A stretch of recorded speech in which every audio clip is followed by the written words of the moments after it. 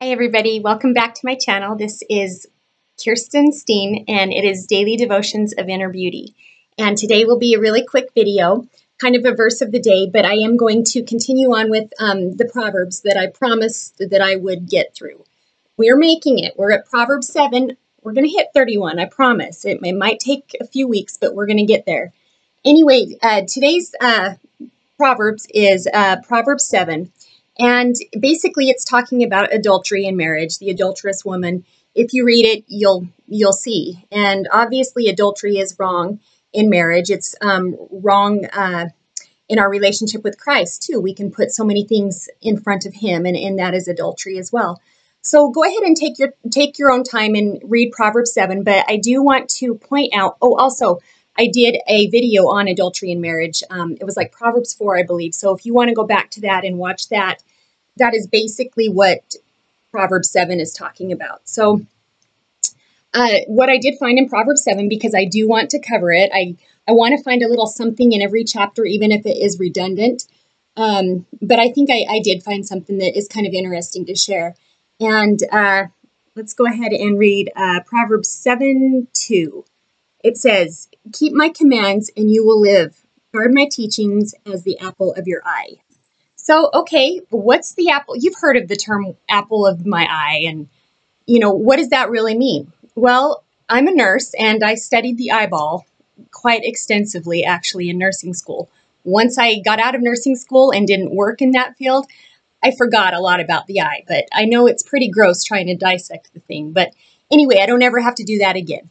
But the apple of the eye is actually a metaphor for the center of the eye. And in reality, the apple of the eye is your pupil, the little black hole, the little black circle in your eye. Well, God created our eyelids to protect that center, because if that center is damaged in any way, poked or somehow hurt, it could cause blindness. So our eyelids are so reactive to anything that, a little piece of dust even, we blink, to protect that portion of our eye. So it's basically, this verse is saying that we need to guard the teachings as we guard the apple of our eye. So the teachings they're talking about are the ones in Proverbs. Proverbs is such a good map to life living, to how to live your life. So you want to guard your heart, guard your life with these Proverbs.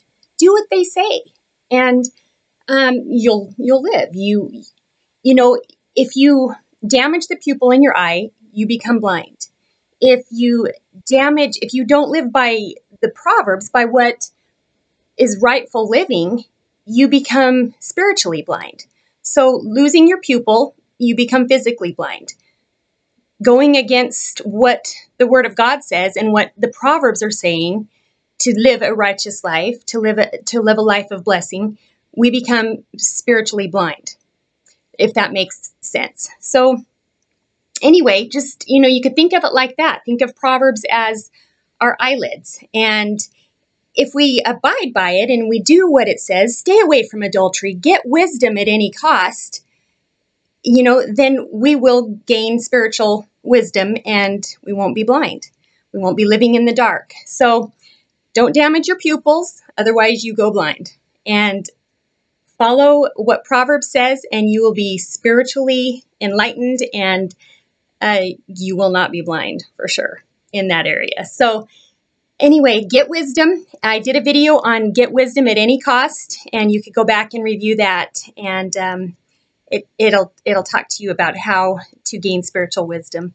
It takes a daily walk with God and meditating on His Word. And the Bible is the living Word. Without it, you dry up. You're a crusty old piece of bread. So protect your eyelids or your pupils and protect your heart. So we'll talk to you next time. Thanks so much for watching. Bye-bye.